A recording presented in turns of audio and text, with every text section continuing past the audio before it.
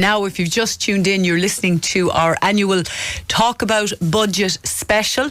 We've just been listening to Finance Minister Jack Chambers. He spoke for just about 45 minutes, I think, live from Dáil. He's finished speaking now, and Public Affairs Minister Paschal Donohoe has taken over, but we are going to stay with our own panel here in studio and chat to them for their initial reaction. And just to reintroduce them, I'm delighted to welcome back this year Tom O'Shea from Kelleher O'Shea Chartered Accountants of Tralee and Castleisland, and Colette O'Connor, who's CEO of Tralee Chamber Alliance, and you're both very welcome.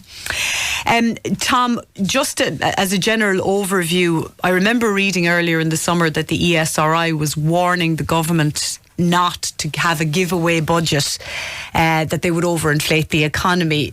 But it seems that they've done just that, from what we've heard so far and from what the leaks we've heard. Yeah, just from the minister's first response there in relation to the budget itself, there's a lot in it. He's done an awful lot. He's put a lot of money back into the economy. I mean, if you pick up on 2 or 3 points alone, the change in the standard rate cut off from 42,000 to 44,000, the change in the USC for the lower wage category, the change in the minimum wage, and then on top of it, you've changes in relation to rental properties and people who are paying rent on a monthly basis, whether they be single or married. All these will benefit the average person in that middle wage category, which undoubtedly in the last couple of years has felt the squeeze the most. The squeeze middle, as they're called. Exactly, yeah. I mean, in relation to the USC alone, we're reducing that rate from 4% to 3%, but the entry point is also increasing to €27,000.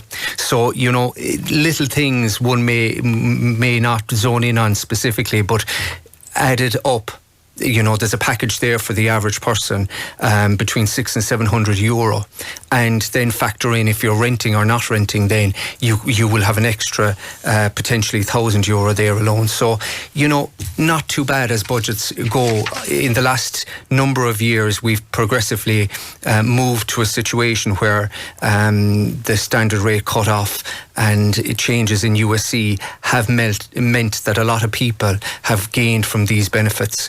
It's not too long ago that we were looking at a scenario where we had static budgets, where really the government were confined, they could do very little and they were just tweaking.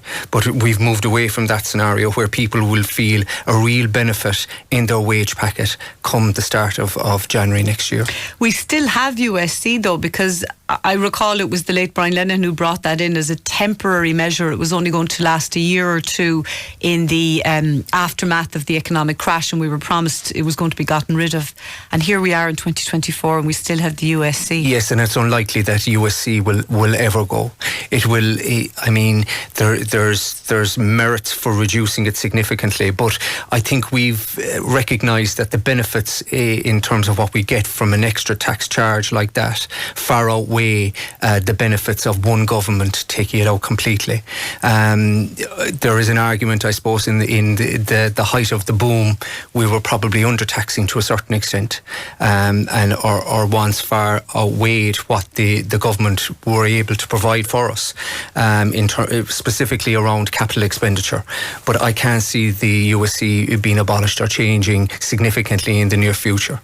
Just in terms of that ESRI warning again of the danger of overinflating the economy, these changes that you mentioned, the USC, the lower rate at which you enter the higher tax bracket, all of that, the minimum wage going up, will any of that come in immediately, or will that be the next tax year? Are we talking 2024? Yeah, the vast majority of this will take effect from January onwards. I would say the cost of living budget, which you know that is Paschal Donohoe's department, there'll probably be elements of that which we will feel immediately between here and Christmas. But for the broader worker, they won't feel the benefits of this for another number of months. Yeah, but I suppose they will say to themselves it's something to look forward to and they know it's on the horizon. Absolutely. I mean, like, you couldn't really, a budget like this, which is giving away, you know, across a wide section of our population, it's very hard to pick holes in it. You know, we may say we want more, but we would always say that. But it will benefit a lot of people. As I say, you've the vast majority of people caught in that sector that they're aiming at, those between the 30,000 to maybe the 55, 60,000. You know, you might say, some people might say, you know, that's a very, very high wage at the higher end, the 60,000. But really, in today's terms, when you factor everything in, you know, some people consider that to be quite modest. Yeah, and when you weigh it up against the massive cost of living we have in this country as well, there isn't a whole lot left over at the end of every paycheck. I'm going to come to Colette O'Connor next. Colette, did anything jump out at you from what we've heard so far, bearing in mind we still have Paschal Donoghue's announcements to come? Yeah, I suppose, Deirdre, the kind of the big thing for us was always 9% VAT would be one of the main priorities, and the decision not to reintroduce that.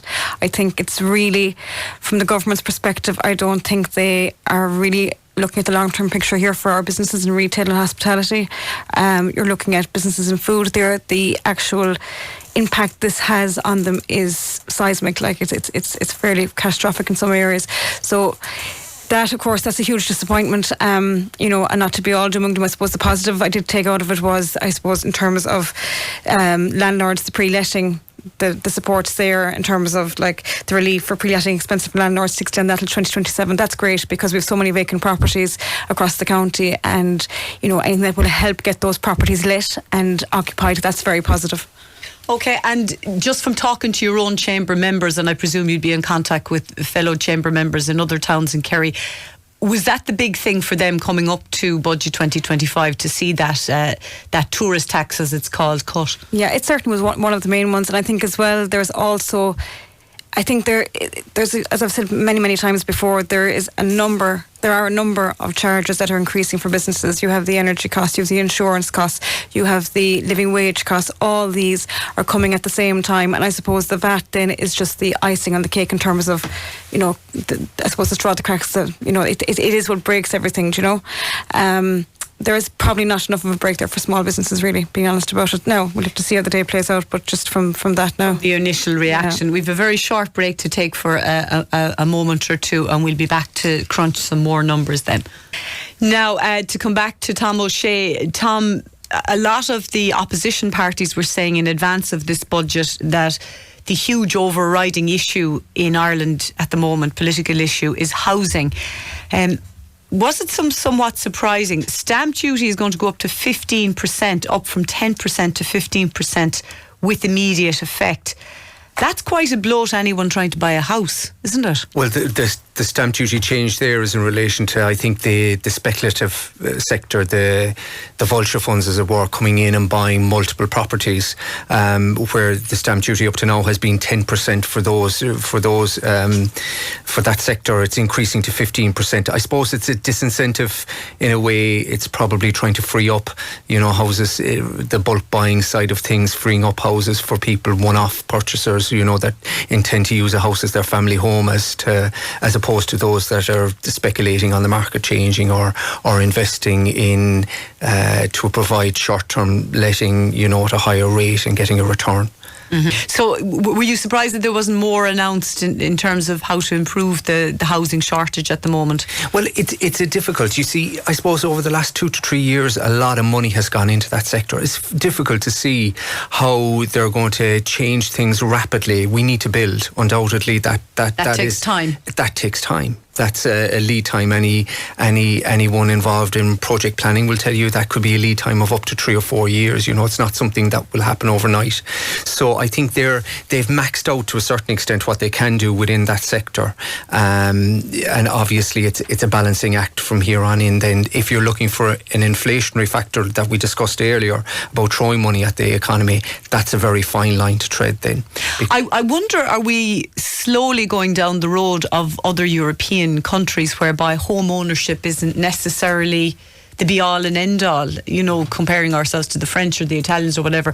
We're kind of almost obsessed in this country with owning our own homes, but there was a full package there of tax reliefs for people renting. Is that the way things are going? Like, there's definitely a change in mindset. If you look at a younger sector, they may have a different view on things. They may say, I'll enjoy my life, I'll spend my money. Rent is one part of it. I'm not caught up in owning a property. Particularly if you're young, if you're single, you've no commitments. As time moves on, obviously, people like to put down roots. Views change. things change in life. But certainly the incentives now around the renting side of things, if you can get a manageable rent, and that's what's key, they're infinitely better than where we were 5 years ago. Yeah, I'm going to come back to you in a minute after the break and ask a little bit more about what was announced for those who are renting and indeed those who do rent out houses. But we're going to take a break just to remind people, if you have any comments on the budget, it's relatively early in the process. We still have to hear more of what Paschal Donoghue will unveil, and we'll be joined by our colleagues in the newsroom to update us as the show progresses. But in the meantime, if you have any questions, any observations, any comments, the usual numbers apply: 066 712 3666 to call and 083 300 3300 to text. You're very welcome back to our budget special, and we're going to come back to Tom O'Shea from Kelleher O'Shea Chartered Accountants, because we were talking about housing before the break. Tom, there was some good news for those who are renting regarding changes to rent tax credit. Can you talk us through those? Yeah, the tax credit it's increased for both single renters and those who are jointly assessed and renting together. So for a single person, the credit has increased to €1,000, and for a jointly assessed couple, it's increased to €2,000. So to put it in context, if you take €1,000 of a credit, it's tantamount to half the standard credit that is there at the moment. So it's a good enough credit, in the overall scheme of things. It's something which will definitely assist. And as we discussed earlier, there is increasing number of individuals who are now renting on an ongoing basis and taking it as being standard. So it will just become part of their annual tax return. Just a few things to mention to the listeners as well, in case they haven't heard it yet. Every household is going to receive 2 energy credits of €125, so that's worth a total of €250 per household, and they will receive those between the end of the year and the start of next year. So I presume that will be widely welcomed. Bad news for smokers, though. The cost of a packet of cigarettes is going up by €1 from midnight. I must say I was shocked when I heard that €18.05 is the cost of 20 cigarettes. I'm glad I have never been a smoker. When you hear figures like that, they're putting up the cost of vapes as well. We've spoken at length on this programme about vaping and how many parents in particular are concerned about teenagers vaping. Your typical vape is now going to go up in price from €8 to €9.23. So those are just some of the small details that are emerging, and we'll bring you more later on. I'm going to come back to Colette O'Connor now, CEO of the Tralee Chamber Alliance. Colette, we've had a few questions in about the minimum wage. There is an increase. It's a small increase though, 80 cents per hour to €13.50. How will that go down with business owners and employers? It's a tough one, because I suppose when you raise the minimum wage, you're going to have to raise it across almost the entire staff, because when you have people that are coming in at, maybe if you've had staff that are historically at the lower minimum wage and they started at that and they're gone on to whatever now, but when there's one increase, it generally impacts the entire business, the entire workforce. So people say it's great to see the minimum wage coming up, and it is. Everyone deserves to earn a decent wage, but from an employer's perspective, especially from a small employer's perspective, it's a huge cost when you take into consideration what it will actually mean in terms of the number of employees they have and what that raise will actually mean. It will mean an awful lot more than raising just the minimum wage. Yeah, was there anything for the self-employed? I know SMEs were mentioned at some point. That would be another group within your remit. Yeah, no, I was looking out for that. I didn't see anything so far, but I was looking out for it. We would have a number of sole traders as members of Tralee Chamber Alliance, so it would be. I haven't seen anything as yet, though, Deirdre. Was there anything at all for, we'll say, your average business in Kerry that you could say is a welcome relief? Something positive. There's a lot of businesses closing down. A lot of businesses closing down, and I suppose that goes back to the landlords there with the pre-letting expenses. I suppose the vacant properties. Now, in fairness, the vacancy isn't it has been worse in past years. It's not at its worst, but of course we're always mindful. And when businesses close, there are a number of reasons for that. It could be there's nobody to take on the business if it's a family run, or it could be that maybe I know of one or two locally who have actually moved their business online. It was just better for them. So while they no longer have a shop front, they're still actually trading.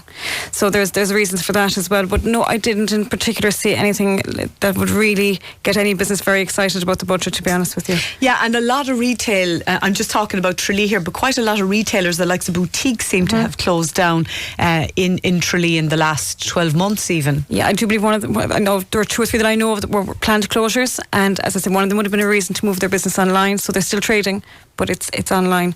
And then another one, it just came to the end and they were closing down. I know we have a very well known family business too, again, nobody to take it on. So there can be a myriad of reasons as to why business closes. Of course, immediately you're thinking, oh gosh, it isn't always rising costs. There are other reasons sometimes, but I suppose when there are supports put in place from government, and if there's ways they can keep a business going or pass it on, then it will be there. But there's nothing so far today that would encourage me in terms of businesses getting additional support so far. The sick pay was another thing I was looking out for. I haven't seen anything around the sick pay like that. We had been calling for, I suppose, the first 3 days of sick pay to be zero cost. There'd be no payment for the first 3 days, and then to bring in, because what can happen with businesses is if they have somebody out in sick pay and they know they're going to get full pay, some employees do see it as extended holidays. That's a fact. So it would be a way of managing that. Again, I haven't seen anything about that so far today. Yeah, well, if we hear any more, we'll certainly bring you up to speed.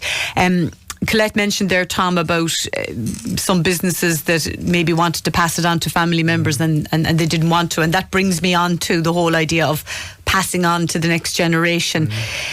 Something that was widely discussed in the run into this budget was the gift and inheritance thresholds, and there's good news for anyone who has or is likely to inherit from a parent as well. Yeah, this was the worst kept secret, I think, of all time. This has been bandied about for months, that they were going to look at these thresholds. So there's 3 thresholds involved, A, B and C. So the A would be the one that most people would get the benefit from, and that's usually from parent to child. So that's increasing from 335,000 to 400,000. Class B would be a blood relative, a cousin, uncle, aunt, 32,500 up to 40,000, and then C is a stranger, 16,250 up to 20,000. So welcome changes. At the same time, 400,000, the average family home, depending on the size and whatnot, would fall into a category around that. So from parent to child, particularly in city living, you may even find they would still exceed that. And the problem there is, if it's the principal residence of a child and it's passed on from parent, then where do they come up with the funds to pay the surplus or the extra tax that arises if they exceed the 400,000? That is an issue. Okay, so they can inherit 400,000, but anything above that is taxed, and taxed highly as well. A third of the increase above that then is taxable, yeah. Yeah, that's... but still, it's better than the situation that did exist. Absolutely, and we historically we had a higher amount. We were in excess of 500,000, and we're again moving toward where we were 10 or 15 years ago. We've come full circle. It will take time, but again, it's heading in the right direction. Again, it's an inflationary factor. I mean, look what inflation has done in terms of everything that we've discussed here this afternoon, even going back to what Colette has just spoken about there. 2 major factors in relation to the minimum wage and VAT changes, particularly in Kerry. Those 2 changes alone, and we've seen it time and again on review of accounts that we've done, have had a significant impact on individual businesses. Because if you look at something like a minimum wage, again, you may say it's only 80 cents an hour, but there's no change in productivity. So where do you find that extra money that you have to spend? And the only way of doing that really is, either cut something else, cut your number of staff, or increase your turnover. And increasing turnover means your price increases. So when we go in for our coffee, we can't understand, or we find it difficult to come to terms with, it's gone up by 50 cents, that's astronomical, it's really significant. But the wage per hour per each individual staff member working there has gone up, by 80 cents. And the money has to come from somewhere. It's the same with the VAT. The 9% would have really, really made a difference here, because what it would have done was bring shop owners and business owners and small cafes to a level playing pitch again. So we can absorb the 80 cent if they did something around the VAT. Yeah. But the 2 in the wrong direction has a significant cash flow implication. Yeah, and on the VAT, Colette, in a tourist county like Kerry, that's particularly going to bite, isn't it? Look, I suppose as part of Chambers Ireland, Tralee Chamber Alliance is the only Kerry affiliate, and we would have met with the ministers at the end of August, and I can tell you, right across the country, all of the regional chambers, all of our neighbours along the west coast up there, we all lobbied very heavily on this. So it's, as I said earlier on, it just shows the government is completely at odds with the long-term plan here around tourism and hospitality and retail food as well. It's you know, these small businesses, these retailers, these hospitality, the cafes, they're the lifeblood of our town centres, you know. That's where we commune, that's where we come together, that's where, you know, a lot of great things happen in a town, and to completely disregard that, you know, it's mind-boggling, to be honest. Now, we are told that there are other incentives for businesses, which no doubt are being explained as we speak by Paschal Donohoe, so we may have some good news for people in businesses here in Kerry. Welcome back. Now, Public Expenditure Minister Paschal Donohoe is still speaking, still outlining some of the details of Budget 2025 and how the money will be spent. In a moment, we're going to be talking to Marion Moore, who is Area President for the St. Vincent de Paul here in Kerry, to get her reaction to what has been announced so far. And I say so far because obviously this is very much an ongoing process. We're still hearing more. In the meantime, before we come to Marion, my colleague in Radio Kerry News, Breda Forrest, has joined us. Breda, you're very welcome. I heard a political commentator describing this as the Late Show budget. There's something for everybody in the audience. Yeah, it felt like the old days when Charlie McCreevy was giving us all money. So it did very much feel like a budget with the election in mind. In fact, Minister Paschal Donohoe started out by outlining what he felt they had gotten right in all the budgets so far this Dáil. So he very much it was laying it out as an argument. And there really is something for everyone. So it's very interesting for example, for children and the school side of things. 1.3 billion euro will be given to 350 building projects that are already underway, as well as 200 new school projects. The Hot School Meals programme is being increased or extended to all primary schools in 2025. The free school books scheme will be extended to all secondary schools, so that means all primary and secondary children will be getting it. There's going to be 768 additional special education teachers and 1,600 new SNAs. There was less detail, but he also said that the school transport fee will be reduced and that schools will get special money for a scheme that he didn't go into too much detail, but it will help them buy technology to combat smartphone usage in the schools. Okay, and just in terms of your everyday social welfare payments, I think that's what everybody is waiting to hear. And it seems very good news on that front as well, particularly child benefit. There's going to be 2 double payments of child benefit. Yes, that's right. So there are let me just find it here now. So the 2 double payments for child benefit will happen in November and December, and there will also be a €400 lump sum on the working family payment this year. Then for people who are having babies, there'll be a baby bonus of €420 paid for each newborn child. There's also a 400, I mentioned that, but there will be a €100 lump sum payment for children who are in receipt of the qualified children increased payments. Then if you want to look at other social welfare allowances, there's an increase in the carers means allowance test, so the part that they have to disregard, that's been increased to 625 for a single person and 1,250 for a couple. There's going to be an increase in the domiciliary care allowance by €20. The carers support grant is going up by €150, and enabling they are also allowing the carers allowance to now qualify you for fuel allowance as well. Okay, all good. Anything else jumping out at you? So there is the €200 extra for the living alone allowance, €400 to go to those on carers support grant or the disability allowance, blind pension or the invalidity pension, and there's going to be a €12 increase for those in receipt of all social welfare weekly protection payments. Okay. Breda, we might leave that there for now, and we might catch up with you again before the end of the programme, or indeed one of our other newsroom colleagues. Thank you to Breda Forrest, and we're going to go straight over now to Marion Moore from the St. Vincent de Paul. Marion, welcome to the programme. Thank you, Deirdre. Deirdre, I have a pain in my finger here from trying to write down everything she said. I've only got half of it. But you know something? It's really good so far. I mean, the school books, the school meals for all the children, transport fees reduced, all that is brilliant. More SNAs, that's brilliant. In the electricity credits, the 2 for 125 each, that is excellent. So far, so good. I mean, I'm trying to think of all the things that she said. The double payment for child benefit is really good, and the working family payment, and the payment for new babies. It's really good. I'm surprised. I am surprised. Yeah, I know that from speaking to yourself and your colleagues in the Vincent de Paul on numerous occasions over the years, that a lot of what you do, and people mightn't realise, is that you help out families in need with education costs, which can be massive. Absolutely.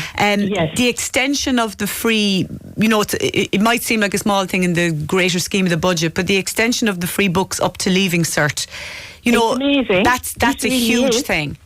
It is.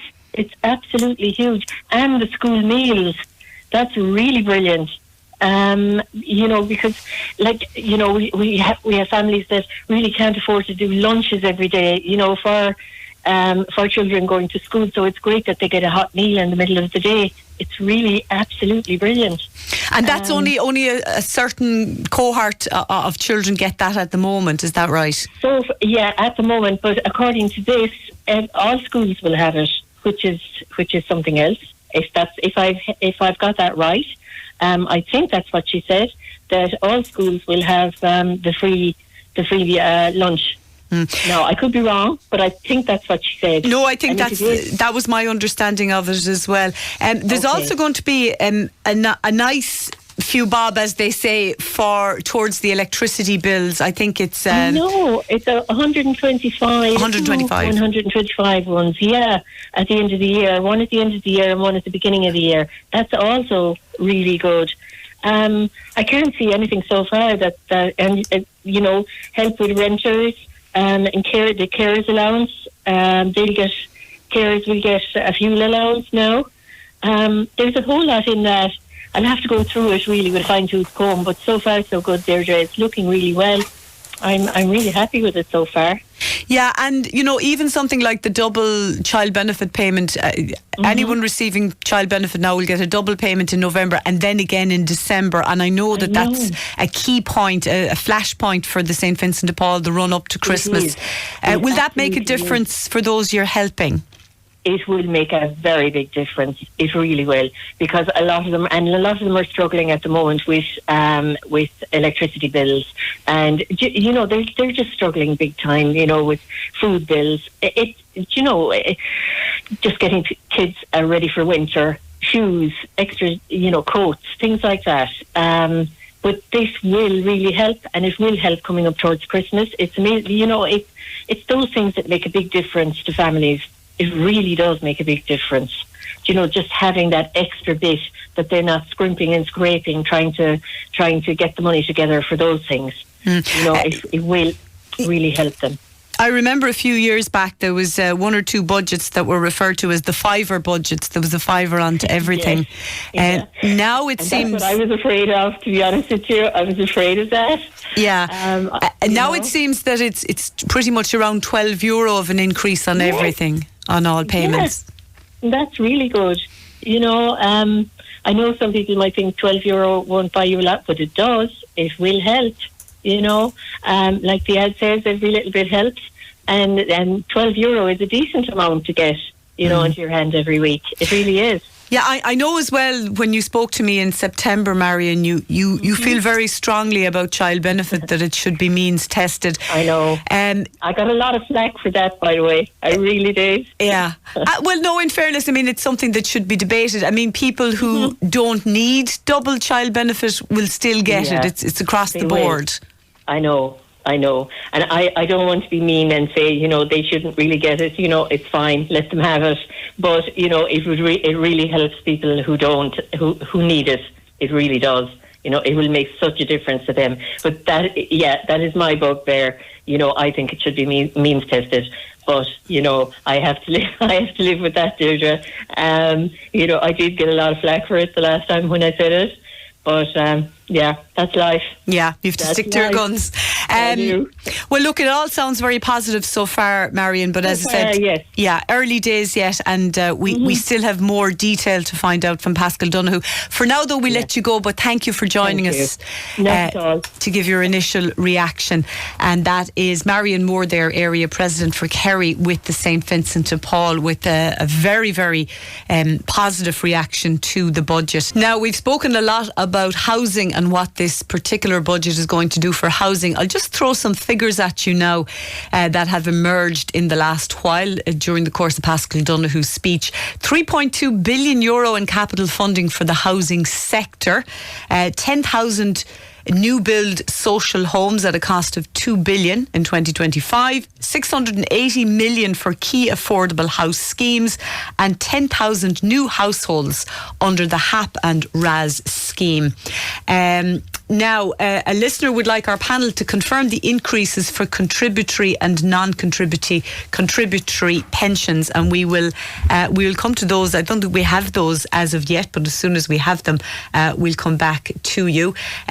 Just coming to the Department of Justice, there's going to be 1,000 new Gardaí and 50 civilian Gardaí, 400 additional staff for International Protection Processing System, €7 million for organisations tackling gender and domestic violence, and 350 extra staff for the prison services. Now we were talking earlier to Colette O'Connor, who's still with us, about the so-called the tourist, I'm calling it the tourist tax, but it's the VAT really. There was much speculation that the VAT rate would be brought down, which has really hit the likes of restaurants and cafes and hairdressers here in Kerry. And we're going to talk to somebody from the hairdressing sector, because we're joined on the line by Sean Taff. Sean owns a number of hair salons here in Kerry. Sean, you're very welcome, first of all. Good afternoon, Deirdre. Great to talk to you. Great to talk to you too. Now, you were hoping, as was Colette O'Connor, as was many people in the services industry, for a cut to that 13.5%. It doesn't seem to have come, Sean. What's your reaction? Yeah, I think it's definitely going to cause a lot of problems for a lot of people. I think, the way even the signs are there when you see the likes of Dylan McGrath's restaurants in Dublin and Wagamama all closing down. It's not the poor mouth. These industries, I suppose, unfortunately, maybe we're being lumped in with maybe some huge corporations of hotels that might be making huge profits, but the vast majority of, say, restaurants, coffee shops, hairdressing salons are small family businesses, and the margins just aren't there. And I guess we've seen what happened over the last kind of couple of months, but unfortunately, it doesn't look like the government have listened. So, yeah, I don't know. I suppose it's tough times ahead. And I know that there was some relief post-COVID, Sean, but then, of course, the VAT rate went back up again. How has that affected salons here in Kerry, from what you're hearing from the industry? Yeah, I mean, just talking to colleagues and stuff, I think people, well, first of all, I suppose people don't have as much disposable income because everything has been going up. So people are stretching out their appointment duration. So instead of maybe 5 weeks, it's going up to 7 weeks and so on. But I suppose the bottom line from a hairdressing salons and other small businesses is that 4.5%, it's easy when we say 4.5%, it sounds like nothing. But for example, our 2 monthly VAT, which is normally somewhere between about 19 and 23,000, is now between 28 and 33,000 every 9 weeks. So that's just putting it in real numbers. Yeah, you'd have to blow dry a lot of heads to make that up. This is the thing. I mean, if you're looking at an average bill of, say, €60, there's a lot of €60 in that. So yeah, I suppose that's just putting it to the listeners in real terms.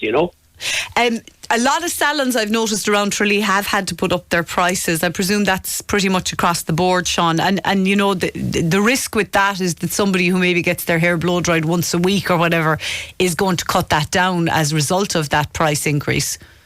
Yeah, I mean, I think we were one of the first to put up prices because, again, we physically had no choice. But again, there's only so much wiggle room there because, you know, you have loyal clients. You don't want to, you know, you can't price them out of the market either, you know. So it's, you know, you're kind of caught between a rock and a hard place. But look, I suppose, you know, it's like everything else. You trade on and you make the best of it and hope that the next budget will see changes. Yeah, there have been some good, some positive things for businesses as well. Colette, you might outline some of those that might make Sean feel a little bit better. No, leave the headphones on. Yeah.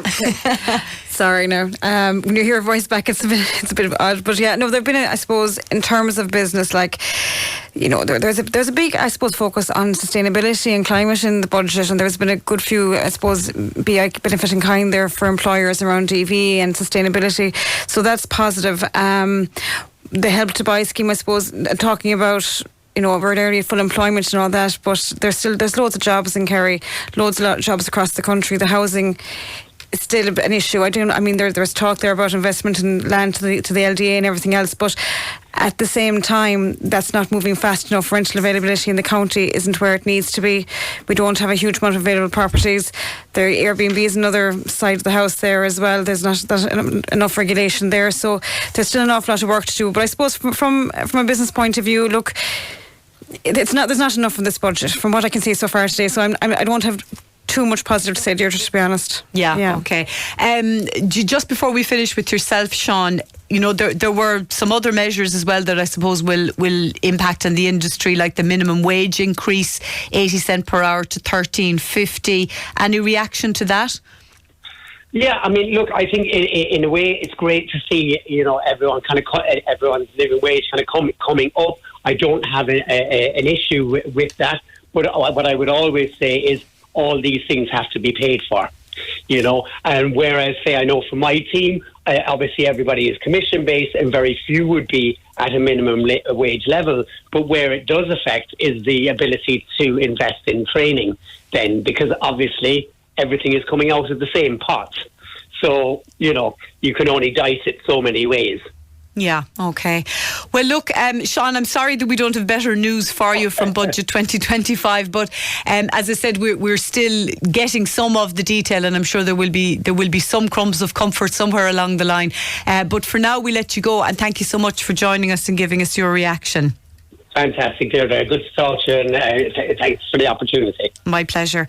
That's Sean Taff there from the Sean Taff Group. They have salons all over Kerry, just giving his take on today's budget, and we're still getting some feedback, getting some news. Pascal Donoghue has finished speaking at this stage, and just to bring you up to speed in case you're driving and you don't know what's going on, Pierce Doherty, the Sinn Féin finance spokesperson, is on his feet, and no doubt he has a thing or two to say about what has emerged. Now, I'm just coming back to more of your comments. A listener says, Deirdre, believe me, there's a great comfort of owning your own home. We are too influenced by other countries in bad ways, sadly.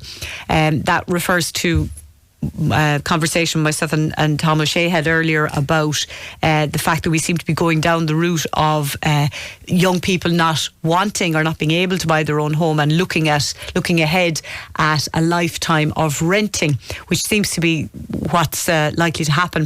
Liam was in touch. He says, very disappointed to hear that the excise duty on the price of a packet of cigarettes is to increase by €1 from tomorrow. He says he will not be voting for this government in the next election.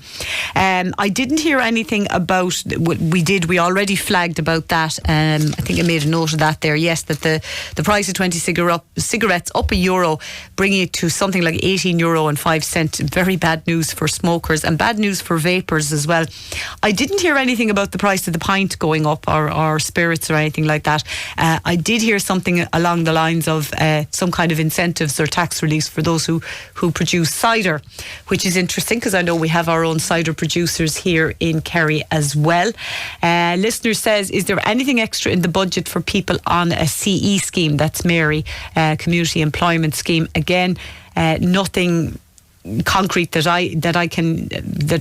springs to mind, but as I said, it's very early days. We're still looking at all the information and there's a lot to digest. Anne has a question: what's in it for pensioners who worked hard all their lives with no running water or heat or no cookers, etc.? Not much, I'd say. Well, you'd be wrong there, Anne, because there are there's a lot of double payments coming in. Pensioners are going to get an increase, and there's a lot of relief in terms of electricity bills as well, which you'll be seeing in your pocket, and we'll have more on that as the time goes on. Tom, you might answer this question for me. I'm not quite sure. A listener says, was there any mention of vacant property tax? No, there wasn't a mention about vacant property tax. No, I did not that I heard anyway during the speech. I didn't hear it. Yeah, okay. Well, if we get more on that, we will. Listener says, can you repeat how much is the minimum wage going up? 80 cent per hour up to $13.50 is what I heard. Just want to come back to something as well, Colette. I saw you nodding when we heard about a lot more Gardaí going to be appointed. And again, from a chamber point of view, that's good news. A big town like Tralee.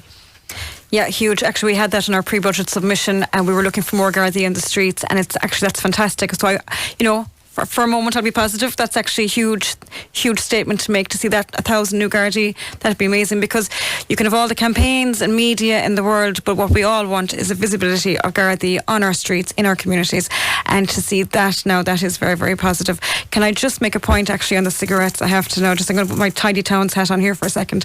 I'm delighted to see there was an increase. The amount of littering of cigarette butts and vapes in every town in our county is actually, I'm one of these people out litter picking every week, and it is the number one. We go on about coffee cups, all these things, but it is cigarette butts.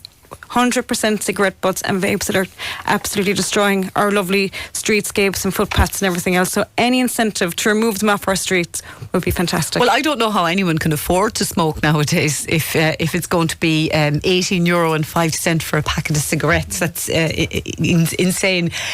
Another question, Tom, maybe this is one for you. A texter says, Farm Transfer has a new 12-year clawback from capital acquisition tax that's 6 at present. That is bad news.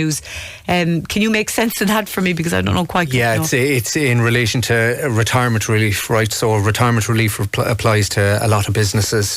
That is, if you fall into the category of gaining the relief. So in this instance, there's two changes. One is that the upper limit at which you are bounced into transferring goes from 65 years to 70 years.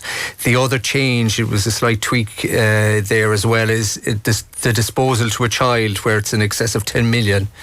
Then the child effectively is obliged to hold on to that asset for 12 years, and if they don't, there's a clawback of the relief. So it's an intergenerational incentive, but that the generation you pass on to retains ownership. Okay, so is that aimed at trying to keep farms within families and things? It's a tax planning thing more than anything else. I mean, if you had a scenario at 65 now, you're still quite young. So if at 77 years of age, after transferring an asset to the next generation, and they turn around then and sell the asset, you've gained reliefs over two intergenerational there, 2 generations. Now this retention of the asset for 12 years will put a disincentive on that. Okay. We might come back to Breda Forrest, who's joined us again with more budget updates. Pascal Donoghue finished speaking eventually. His speech seemed to have gone on a lot longer than Jack Chambers' Breda. So I suppose he had a lot more individual bits to give out. So each different allowance and things like that all got a mention. So he had quite a lot of detail. Now, if someone, I think one of your texters was asking about the vacant property tax. Yes, and that is to rise from 5 to 7 times the local property tax rate starting in November. So that's increasing as well. Now, there's a lot of things that have been announced regarding housing. So in total, there will be, between housing and general infrastructure, the total capital investment will be nearly €15 billion this year by the government. 3.2 billion of that capital funding will be for the housing sector. They're saying that there will be 10,000 new build social homes at a cost of 2 billion in 2025. And they're also saying that 680 million will be given for key affordable housing schemes. There will be 10,000 new households under the HAP and RAS schemes as well for 2025. Also continuing along the housing the side of things, or the living side of things, warmer homes grants will reach 10 times the funding that they were in 2020. So they're saying that up to half of the cost of energy efficiency will now be included in some grants. And that retrofitting, there'll be 90 million euro in retrofitting, or money for retrofitting of 2,500 social homes in 2025. So for people with colder homes, social homes, that might be some good news as well. You may have discussed this already, so interrupt me if I'm going on too long, but the Help to Buy scheme is being extended until the end of the decade, so until the end of 2025. Mortgage interest relief will be extended for another year. The stamp duty on bulk purchasing of homes, so we hear a lot about vulture funds and things like this, so investment funds coming in. Their stamp duty will be rising from 10 to 15% in an effort to discourage that. There will be an increase in stamp duty for higher value residences. So this is for the higher end of things. So from tonight, there will be a 6% rise in stamp duty on properties worth more than 1.5 million euro. Rates 1% up to, and the rate will be 1% up to 1 million, 2% up to 1.5 billion, and 6% over 1.5 million. So if you're in the lucky position to be affected by that, you're going to have more stamp duty potentially. The VAT rate on heat pumps, so again going back to the heating side of things, that's being reduced from 23% down to 9%. So for people again who are trying to make their homes warmer, this more energy efficient way is being encouraged.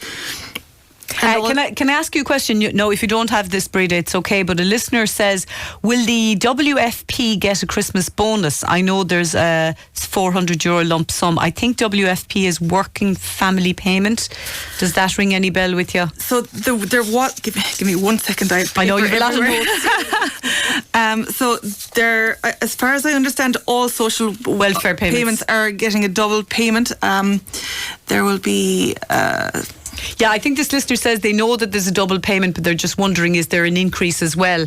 But I think across the board there's a €12 increase. I think it's €12 per week increase is what has been said in the headlines anyway. As you can understand, we haven't had time to go into to digest it.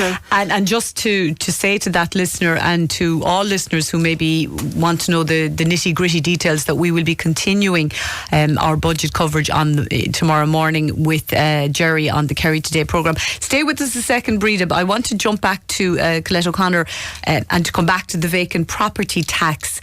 Am I right in understanding that what's been announced is making it more difficult for somebody who owns a vacant property, making it more expensive for them to leave it vacant? The reason I'm zoning in on that is I know from Tralee Town Centre there's a lot of vacant properties. You'd love to see something going in there. You would. This is very welcome news now, to be honest. So that now combined with the relief as well for the cost of pre-letting, properties. That's two really, really good measures there that have been brought in.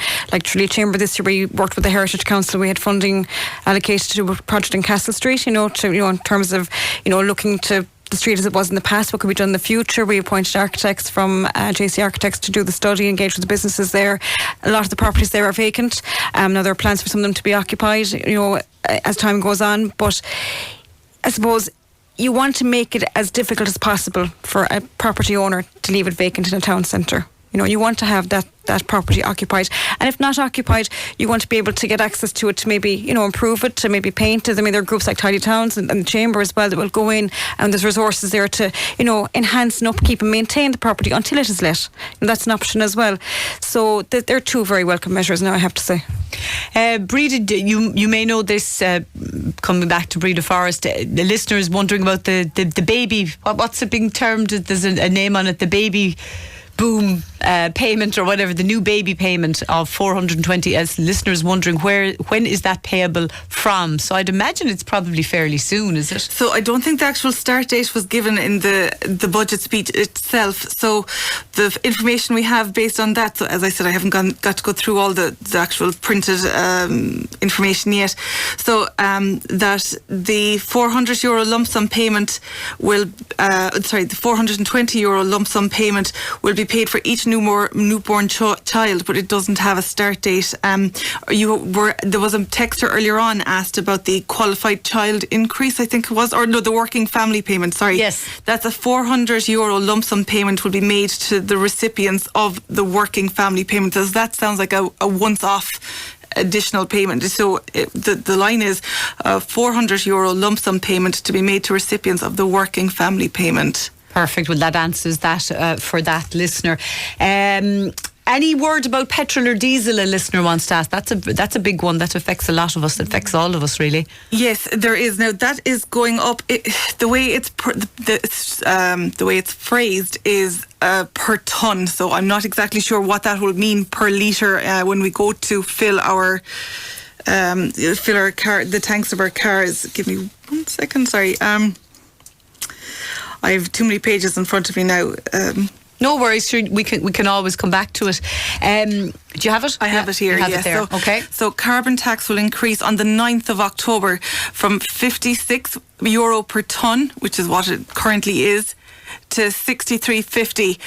So that's up €7.50 per tonne per litre of petrol and diesel. I haven't broken down the figures yet to see what that means, but it does mean the price at the pump is going up and not down. Okay, and that'll probably come in from midnight as well, doesn't it? Usually? It normally does. There's normally a queue for the pump after the budget's been announced. Yeah. A couple of people asking, is there a Christmas bonus being paid this year? They haven't labelled it a Christmas bonus, but there is the double child benefit. Payment. Yeah, so there's a double. So for all social welfare in October, and the Christmas social welfare double payment will be made.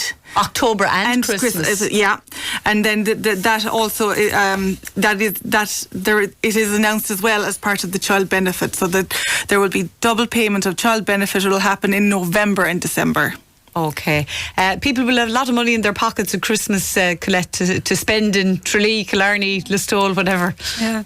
They will, and look, as always, shop local. I mean, we have the best of everything in Kerry. We have wonderful independent retailers. We have wonderful supermarkets. Have it all here in Kerry, really. And we'll be encouraging everyone to shop local, to try and stay off the internet, stay off the international sites, and focus on your local retailers, because these are the businesses that support your football clubs, they support your charities, they do the fundraising. You're going into places, look, can I get a bottle of wine for this, can I get a voucher for this pub quiz or whatever, and they're supporting that all year round. And going back to the VAT and going back to the minimum wage, they're having to deal with all this. So whatever we can do to support, and as well jobs they're supporting local jobs as well. And you're supporting a few young children growing up and they want to get a job as a teenager, summer holidays and everything else. There'll be nowhere for them to work if we don't support. If you don't shop in your town, you won't have a town. And yeah, use it or lose it. Exactly. Tom, finally, all these benefits that have come in, and there seems to be, as I said earlier, the Late Late Show budget, something for everybody in the audience. We're all going to benefit, aren't we? But as we already said earlier on, it will be next year before we really see it in our pockets. Absolutely, yeah. I mean, but having said that, at this time of the year, there's a lot to be hopeful for. I mean, if you go back 18 months ago, 2 years ago, we were facing, significant increases in electricity. People were vulnerable in terms of heating their homes over winter. Ukrainian war was having an impact on small businesses and even the farming sector at that stage. A lot of that has stabilised. In fairness to the government, they've made inroads in terms of, what they're doing here. The double payments there, it really is effectively a double. We're doubling payments and we're doubling up again, and we're throwing subsistence in terms of heating payments as well, which is all very good for those that are marginalised. And we must remember we need to bring everybody with us. all sectors. Absolutely, and of course we don't know what's coming down the line given the uncertainty in the Middle East as well at the moment, so we'll take it while it's good. Exactly, things are quite volatile on the international side of things. Just before we finish up, I just want to say a very warm thank you to Colette O'Connor, who is CEO of Tralee Chamber Alliance, and of course to Tom O'Shea from Kelleher O'Shea Chartered Accountants in Tralee and Castle Island, and Tom's partner in Chartered Accountants will be joining us on the Kerry Today programme tomorrow morning with Jerry, where there will be more budget reaction, so be sure to tune in for that and have your questions ready. Thanks also to Breda Forrest, my colleague from Radio Kerry News.